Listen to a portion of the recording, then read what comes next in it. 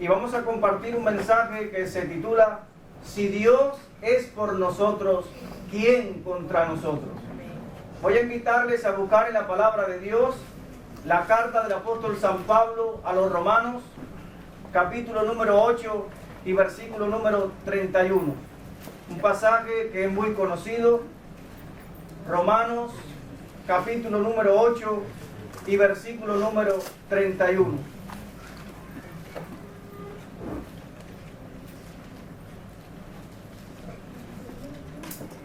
Dice así la palabra del Señor. ¿Qué pues diremos a esto? Si Dios es por nosotros, ¿quién contra nosotros? Ahí aparece esa hermosa promesa que si Dios es con nosotros, ¿quién contra nosotros? Ahora, ese nosotros a los cuales se está refiriendo la palabra de Dios habla acerca de los cristianos, habla acerca de los hijos de Dios, habla de aquellos que amaron a Dios desde antes de la fundación del mundo. Dios les amó. Me explico mejor. Habla de aquellos que aman a Dios, como dice Romanos 8:28, y sabemos que a los que aman a Dios.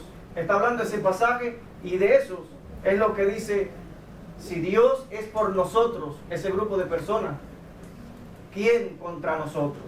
Ahora esta frase, si Dios es por nosotros, significa si Dios es de nuestro lado, si Dios está a nuestro favor, si estamos en sus manos, si estamos en el centro de su voluntad, podemos decir, ¿quién contra nosotros? Jesús dijo en Juan capítulo 10, versículos 27 y 28, mis ovejas oyen mi voz y me siguen, y yo las conozco, y yo les doy vida eterna, y no perecerán jamás. Y lo más importante que vamos a referirnos es, y nadie las arrebatará de mi mano. Si estamos en las manos del buen pastor, si estamos en las manos del Dios Todopoderoso, del Creador del universo, ¿quién contra nosotros? Como dice el Salmo 91 que cantábamos hace un momento, el que habita al abrigo de Dios morará bajo la sombra del Omnipotente. Ahora, si Dios es por nosotros, ¿quién contra nosotros? Y esa frase, ¿quién contra nosotros?, nos quiere decir, ¿quién podrá hacernos daño? Si el único Dios verdadero, el creador de todo cuanto existe, Él está con nosotros, somos sus hijos, nos ama, podemos estar confiados de que estamos seguros. El Salmo 34, versículo 7 dice, el ángel de Jehová acampa alrededor de los que le temen y los defiende. No solamente el ángel de Jehová acampa a nuestro alrededor, sino que también nos defiende. Esa es la confianza que tenemos nosotros como pueblo de Dios en medio de un mundo que le ha dado la espalda a Dios. El salmista David, es precioso cómo él descansa en Dios y cómo en Dios él se siente seguro, y que deberíamos también cada uno de nosotros sentirnos. El salmista David decía en el Salmo 27, versículo 3, aunque un ejército acampe contra mí, no temerá mi corazón. Aunque contra mí se levante guerra, yo estaré confiado. Cuán hermosas las palabras del salmista, que podemos hacer las nuestras también, porque es nuestro Dios, y que podamos estar seguros, que podamos estar confiados frente a las acechanzas del enemigo, frente a este mundo que batalla para hacernos caer constantemente. Vamos a ver en esta mañana algunos ejemplos bíblicos de esta gran verdad. Si Dios es por nosotros, ¿quién contra nosotros? Vamos a ver el primer ejemplo en la vida de Daniel. Todos sabemos que Daniel, como jovencito, fue llevado cautivo de Jerusalén a Babilonia, cerca del año 605 aproximadamente antes de Cristo. Daniel fue llevado cautivo junto con otros jóvenes a Babilonia, y Nabucodonosor dio orden de separar a algunos jóvenes que tuviesen toda la capacidad para estar frente al rey, para ser puestos en el gobierno de Nabucodonosor, y entre ellos estaba Daniel. Daniel no solamente sirvió en la corte, sirvió en el gobierno de Nabucodonosor, sino que cuando éste tuvo un sucesor, Belsasar, también Daniel ocupó un lugar importante, aún siendo un esclavo, aún siendo alguien que estaba cautivo en ese lugar. Él sirvió a los caldeos, o sea, sirvió en el gobierno de Nabucodonosor. Después cayó Babilonia y fue conquistada por los medos y los persas, por Ciro y por Darío, y Daniel aún continuó ocupando un lugar importante dentro del gobierno. Y vamos a ver un ejemplo hermoso, es muy conocido por muchos, que se encuentra en el libro de Daniel, capítulo número 6. Vamos a leer del versículo 1 y hasta el versículo 23 de Daniel, capítulo número 6, para que nos demos cuenta de que si Dios es por nosotros, ¿quién contra nosotros? Daniel, capítulo número 6, del versículo 1 y hasta el 23, dice así: pareció bien a Darío construir sobre el reino 120 sátrapas que gobernasen en todo el reino, y sobre ellos 3 gobernadores, de los cuales Daniel era uno, a quienes estos sátrapas diesen cuenta para que el reino no fuese perjudicado. Pero Daniel mismo era superior a estos sátrapas y gobernadores, porque había en él un espíritu superior, y el rey pensó en ponerlo sobre todo el reino.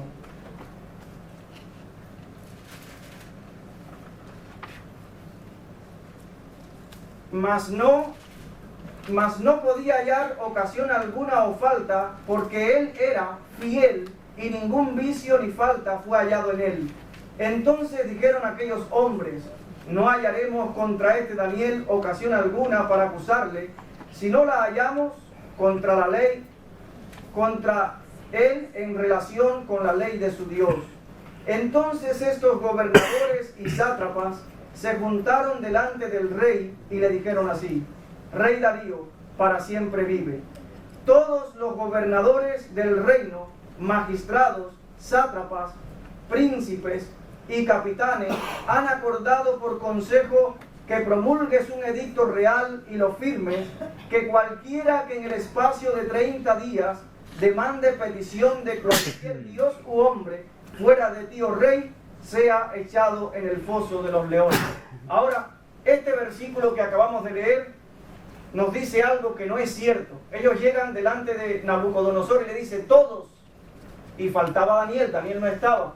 Sin embargo dicen, todos nosotros hemos acordado esto, y llegan con palabras diciéndole: oh rey, vive para siempre. Y le dicen prácticamente: tú eres Dios, que no existe otro Dios en todo el reino sino solo tú.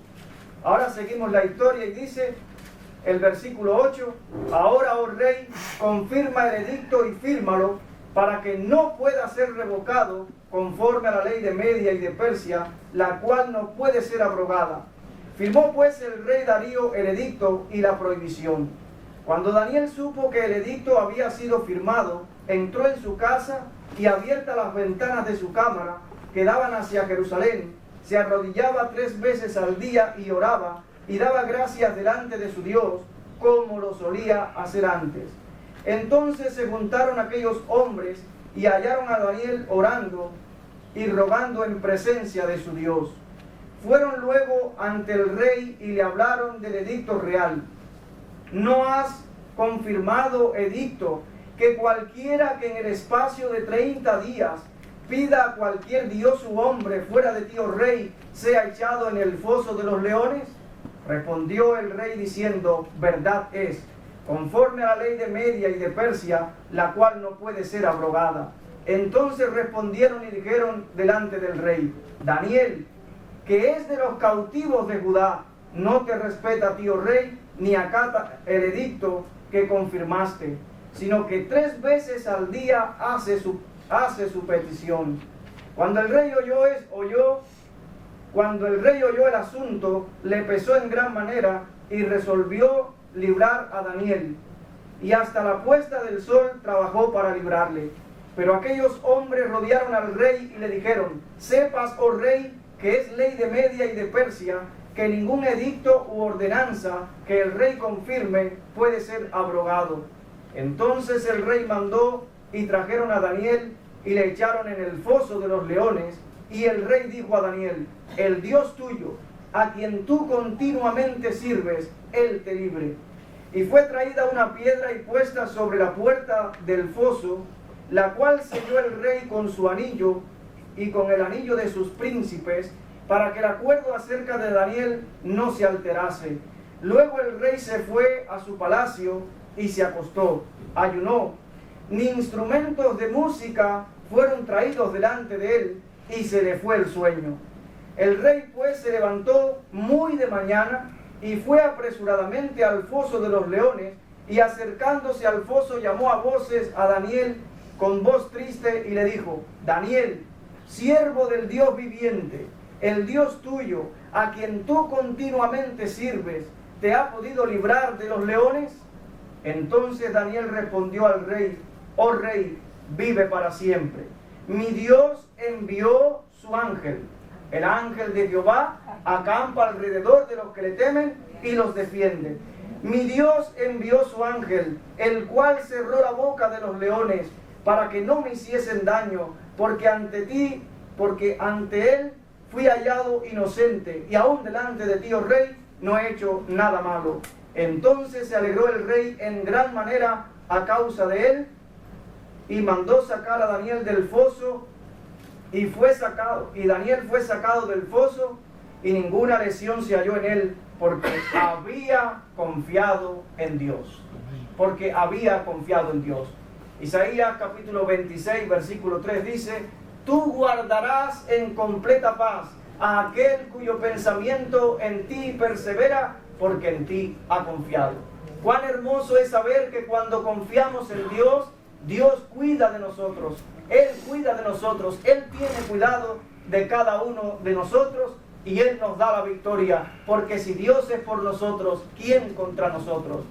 Estos 120 sátrapas, estos otros 2 gobernadores, todas estas personas que deseaban el mal de aquel que confía en Dios, vino sobre ellos lo que ellos prepararon para Daniel. Dice ahora el versículo 24: y dio orden el rey, y fueron traídos aquellos hombres que habían acusado a Daniel, y fueron echados en el foso de los leones, ellos con sus hijos y sus mujeres, y aún no habían llegado al fondo del foso, cuando los leones se apoderaron de ellos y quebraron todos sus huesos. Hermanos, Dios pelea por cada uno de nosotros. Es un ejemplo donde vemos que si Dios es por nosotros, ¿quién contra nosotros? Hay otro ejemplo precioso en la palabra de Dios, y es muy conocido también, y es acerca de la vida de Mardoqueo. Mardoqueo fue alguien que vivió durante el reinado de Asuero, un rey persa del reino medo-persa, y había en los tiempos de Mardoqueo, había un hombre llamado Amán. Amán era la segunda persona en importancia en todo el reino de Asuero, y era una persona que se caracterizaba por sentir un gran odio hacia los judíos. Él odiaba con todas sus fuerzas al pueblo de Dios. Pero vamos a ver cómo Amán logra que se firme un edicto en el reino para que diesen muerte a todos los judíos. Aparentemente Amán había logrado que se cumplieran sus sueños, aparentemente. Vamos a verlo en el libro de Esther, capítulo número 3. En el libro de Esther, capítulo número 3, los versículos 8 al 10, dice así: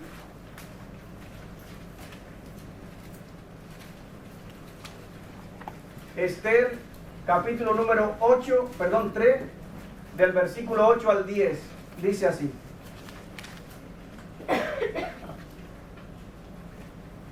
y dijo Amán al rey Asuero: hay un pueblo esparcido y distribuido entre los pueblos en todas las provincias de tu reino, y sus leyes son diferentes de las de todo pueblo, y no guardan las leyes del rey, y al rey nada le beneficia el dejarlos vivir. Si place al rey, decrete que sean destruidos, y yo pesaré 10,000 talentos de plata a los que manejan la hacienda, para que sean traídos a los tesoros del rey. Entonces el rey quitó el anillo de su mano y lo dio a Amán, hijo de Amedata, agageo, enemigo de los judíos. O sea, aparentemente vemos que el edicto ha sido firmado y que Amán está próximo a conseguir sus ilusiones, sus sueños, ver el pueblo de Dios, el pueblo judío exterminado. Vemos también que Amán prepara una horca precisamente para Mardoqueo, y lo vemos en Esther capítulo número 5, versículos del 9 al 14. Mardoqueo era alguien que no se postraba como un judío que solamente adora a Dios, era alguien que no se postraba ante Amán, y todo el reino sin embargo debía postrarse a Amán, pero Mardoqueo no lo hacía.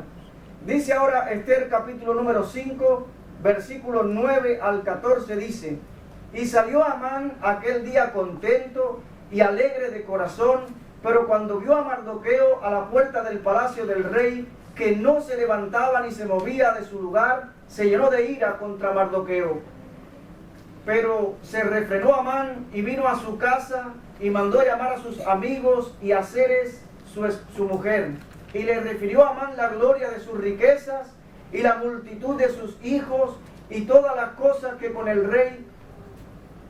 que el rey le había engrandecido y con que le había honrado sobre los príncipes y siervos del rey.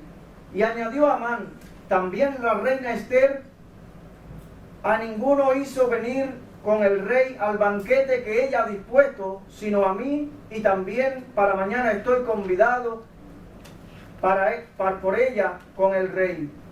Pero todo esto de nada me sirve cada vez que veo al judío Mardoqueo sentado a la puerta del rey. Y le dijo Zeres su mujer y todos sus amigos: hagan una horca de 50 codos de altura y mañana di al rey que cuelguen a Mardoqueo en ella, y entra alegre con el rey al banquete. Y agradó esto a los ojos de Amán e hizo preparar la horca. Hermanos, a pesar de que Amán era una persona que tenía una gran posición económica, una gran posición dentro del gobierno, y estamos hablando de ese momento de la época que era una de las potencias más grandes del mundo, era probablemente, en el buen sentido de la palabra, la segunda persona en el mundo en cuanto a autoridad, en cuanto a poder, y también una persona rica, pero sin embargo él dice en el versículo 13: pero todo esto de nada me sirve. O sea que aún las cosas materiales que existen en el mundo no pueden llenar el vacío de nuestro corazón. Aún las cosas materiales que son buenas, no son malas, pero ellas no nos traen la felicidad a nuestro corazón. Si las cosas materiales de este mundo dieran la felicidad, Amán fuera una persona feliz. No importa que alguien, una sola persona en el mundo, no se postre ante mí, no importa. Pero sabemos que solamente Jesús puede llenar el vacío de nuestro corazón. Solamente cuando Dios entra en nuestra alma es que le hayamos sentido a la vida. Jesús dijo: yo he venido para que tengan vida y para que la tengan en abundancia. Y no podemos disfrutar de esa vida abundante hasta que la persona no tiene un encuentro con Dios. Ahora vemos que Amán ha preparado la horca para Mardoqueo. Pero vamos a ver también cómo Amán comienza a caer delante de Mardoqueo. Dice Esther capítulo 6, versículos 10 y 11. Dice lo siguiente: entonces el rey dijo a Amán: date prisa, toma el vestido y el caballo como tú has dicho, y hazlo así con el judío Mardoqueo, que se sienta a la puerta real. No omitas nada de todo lo que has dicho. Y Amán tomó el vestido y el caballo, y vistió a Mardoqueo, y lo condujo a caballo por la plaza de la ciudad, e hizo pregonar delante de él: así se hará al varón cuya honra desea el rey. Sucedió que el día anterior el rey no tenía sueño, y mandó a que se le leyesen las crónicas de los reyes, y hallaron allí que Mardoqueo había salvado al rey porque hubo un complot en la puerta del palacio para quitarle la vida al rey, y Mardoqueo, que servía al rey, dio aviso al rey. Y ahora el rey estaba pensando, porque no se había hecho ningún reconocimiento a esa persona que había salvado la vida del rey.